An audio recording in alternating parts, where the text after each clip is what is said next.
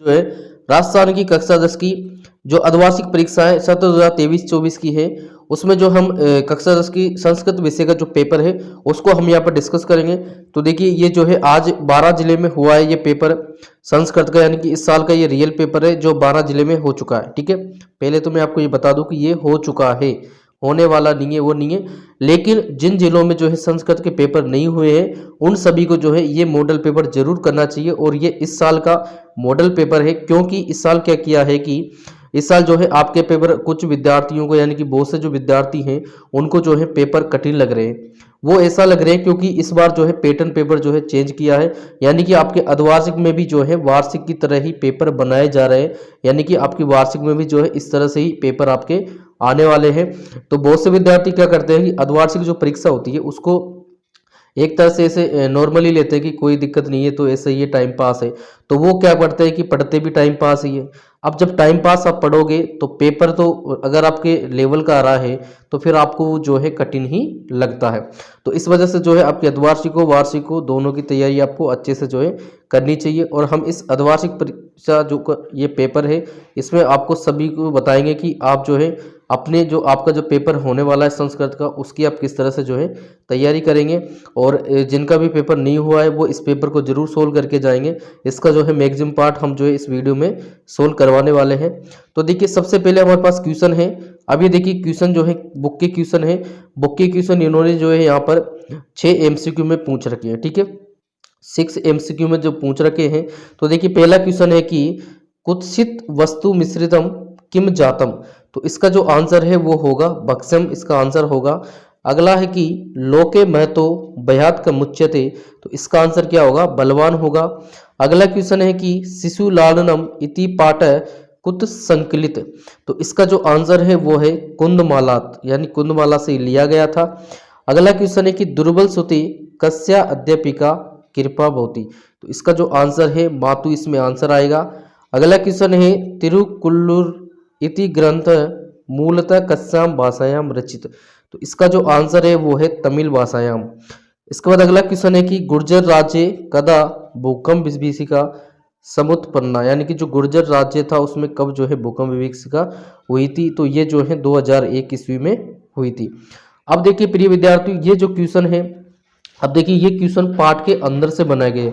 जिस तरह से आपके हिंदी में जो है पाठ के अंदर से क्वेश्चन बनाए जा रहे हैं और बोर्ड पेपर में भी जो है इसी तरह से क्वेश्चन बनाए जाएंगे। तो जिन भी विद्यार्थियों का जो पेपर है वो नहीं हुए हैं वो एक बार जो है अपने पाठों को भी याद कर ले, क्योंकि और ये जो पेपर है ना इसमें 90% जो पेपर है जिसमें व्याकरण के जो क्वेश्चन है वो भी सम्मिलित है। आपकी जो किताब है उसी से जो है लिए गए हैं, यानी कि किताब के बाद जो क्वेश्चन आते हैं पाठ के बाद उसमें आपके जैसे ग्रामर के क्वेश्चन भी होते हैं, समास के हैं, संधि के हैं, विलोम है, इस तरह के जो क्वेश्चन होते हैं अन्वय के हैं। तो वो सारे क्वेश्चन जो है इसमें जो है किताब के ही पूछे गए हैं। तो इस वजह से जो है आप किसी गाइड की जो ग्रामर आप कर रहे हैं तो कम से कम इस किताब के जो क्वेश्चन है उनकी जो ग्रामर दे रखी है क्वेश्चनों में उनको आप जरूर करके जाएं, वो भी आपसे जो है पूछी जाएगी।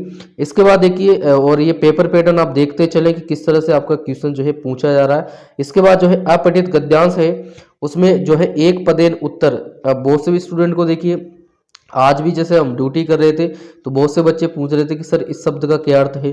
तो जिसको भी जो है संस्कृत समझ में नहीं आती है तो वो इन जो मैं पढ़ रहा हूँ उसको अच्छे से समझे कि क्या यहाँ पर आपको करना है, किस तरह से इसका आंसर करना है। तो देखिए एक पदेन का मतलब होता है कि वन वर्ड में, यानी कि एक शब्द में आपको जो है उत्तर देना है। तो जैसे ये क्वेश्चन है तो इसका इस पद्यांश में से जो है क्वेश्चन एक शब्द में जो इसका आंसर है वो आपको लिखना है। तो ये 4 क्वेश्चन है एक शब्द वाले। पूर्ण वाक्यन उत्तरत, पूर्ण वाक्यन का मतलब पूरे वाक्य में, यानी कि पूरा जो इसको है लिखना है। इस एक शब्द में ही आपको आंसर नहीं लिखना, पूरा जो है ये लाइन को लिखना है। ठीक है, इसके बाद है अस्य गद्यांश से समुचितम शीर्षकम लिखत, यानी कि इस गद्यांश का जो है आपको शीर्षक लिखना है। इसके बाद है भाषिक कार्य। भाषिक कार्य मतलब ये जो है आपके ग्रामर से रिलेटेड क्वेश्चन होते हैं, जैसे आपके उसमें आए थे ना इंग्लिश में, ठीक है, वैसे ही इसमें जो है आपको करना है। इसके बाद देखिए खंड ब में जो है आपके ग्रामर के पार्ट है। तो देखिए ये ग्रामर जो है आपके मैक्सिमम जो क्वेश्चन है ग्रामर के वो आपकी जो किताब है उसके जो क्वेश्चन दे रखे हैं ना, उसमें ग्रामर के भी जो क्वेश्चन है यानी कि व्याकरण में के भी क्वेश्चन दे रखे हैं, उन्हीं में से ये क्वेश्चन जो है उठाए गए हैं। आप इनको जो है चाहे तो आप मिलाकर देख सकते हो, उसमें आपको ये सारे जो क्वेश्चन है मिल जाएंगे। तो इस वजह से जिन भी जिलों में प्रिपेयर नहीं हुआ संस्कृत का, वो सभी जो है इसके बेस पर जो है अपनी तैयारी को आगे रखें। इसके बाद देखिए कोअपि, यहाँ पर देखिए कोअपि का जो है यहाँ पर संधि विच्छेद करना है, लिखा हुआ है अधोलिखित पदेषु संधि विच्छेदम कृत्वा लिखत, यानी कि कोअपि का संधि विच्छेद करना है। तो कोअपि का संधि विच्छेद होता है क धन अपि, क्या होगा क धन अपि, इसका जो है संधि विच्छेद हो जाएगा। अगला है सचित, सचित का जो है हमें करना है तो क्या होगा सत धन चित, क्या हो जाएगा सत धन चित, इसका जो है आंसर होगा। अगला क्वेश्चन है कि अधोलिखित पदेषु संधि पदम चित्वा लिखत, यानी कि इसमें जो है आपको संधि पद लिखना है या संधि का जो नाम है वो हम लिखेंगे। तो देखिए इसमें संधि का नाम तो नहीं पूछा गया है, केवल देखिए आपको ये दो ऑप्शन दे दी कि दोनों में से कौन सा इसका सही है। तो दे रखा है इत प्लस तत, तो इसका जो क्या हो जाएगा इतस्तत हो जाएगा, ये पहला वाला।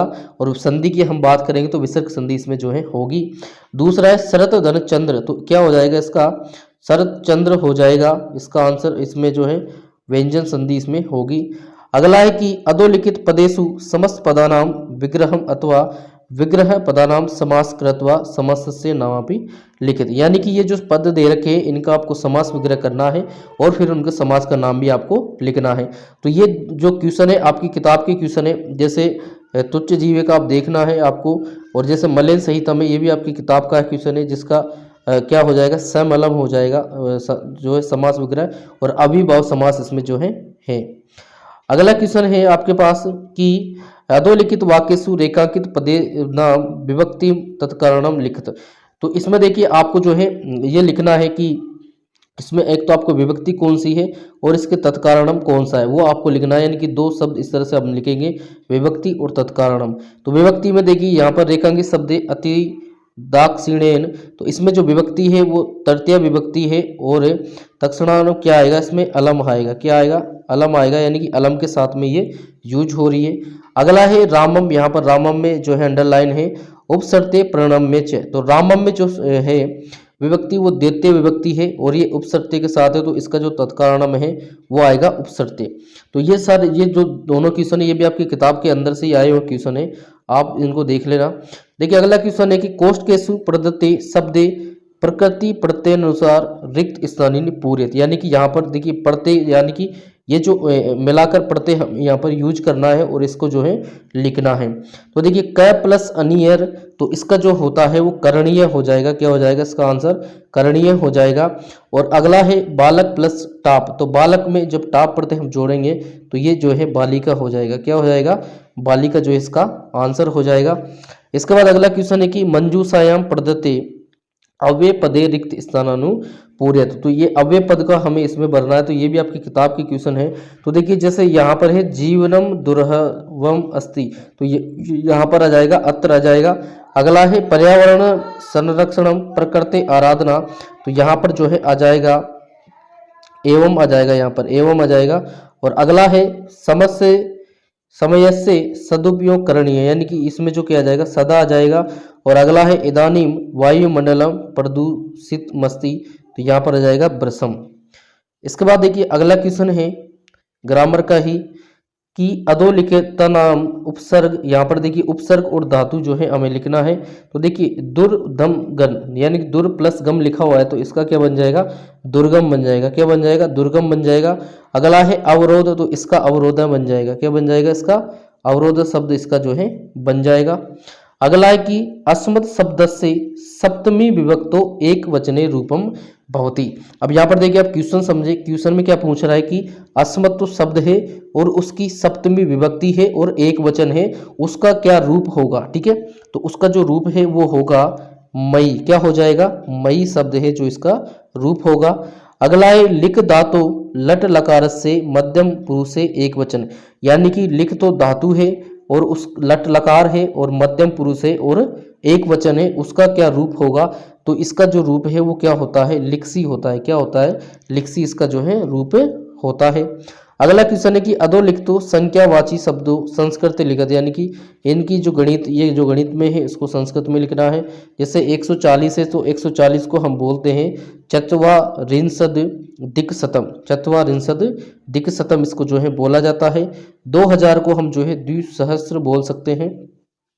अगला अगला है तो ये आप देखिए, ये जो है आपकी किताब के हैं, यानी कि ये गद्यांश है आपकी किताब का है। आपकी किताब का जो गद्यांश है वो है, इसमें भी वही है, एक पदेन उत्तरत, यानी कि एक पद में जो है इसका आंसर देना है। पूर्ण वाक्य मतलब पूरे वाक्य में आंसर देना है। और भाषिक कार्य मतलब ये जो है आपके ग्रामर के क्वेश्चन है।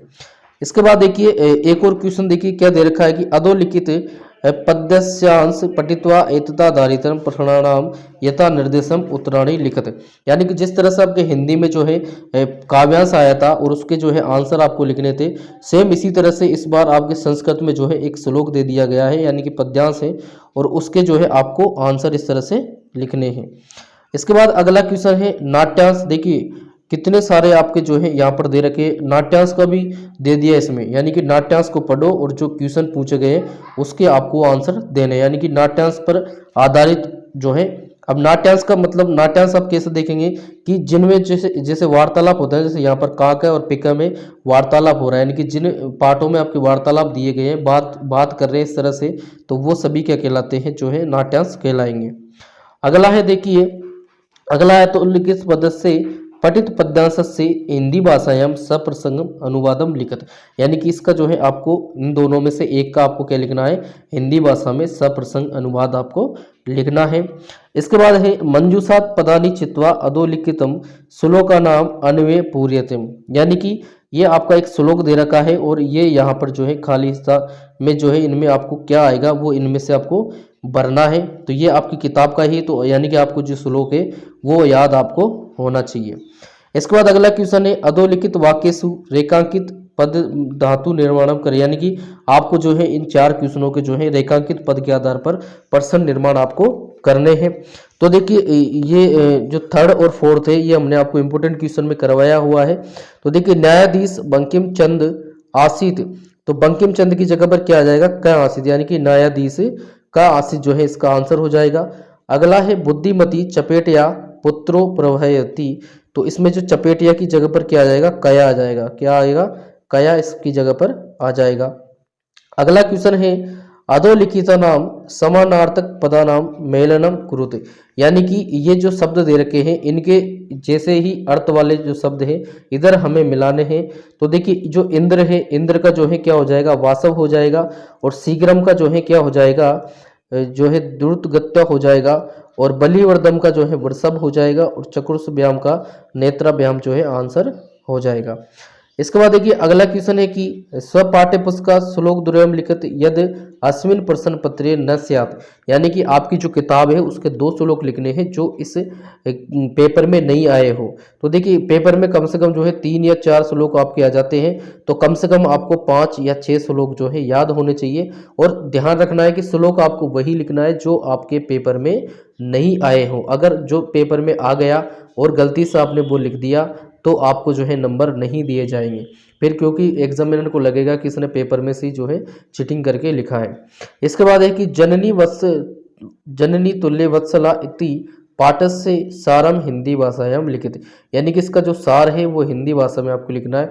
देखिए कुछ बच्चे क्या करते हैं सार में भी जो है इसका जो है पूरा हिंदी अनुवाद जो है लिख देते हैं। देखिए हाँ आपके पास जो है 2 नंबर में दिया गया है, यानी कि इसका जो सार है, जो मेन बातें हैं, जो मेन पॉइंट्स हैं वो आपको केवल इसमें लिखने होते हैं। अब इसकी जगह आपके ये भी आ सकता है या और दूसरा भी जो है आ सकता है, यानी कि ये पेपर पैटर्न आपका रहेगा। इसके बाद खंड द की बात करेंगे तो खंड द में आपके जो है प्रार्थना पत्र है, इस तरह की जो चीज़ें हैं वो आएंगी।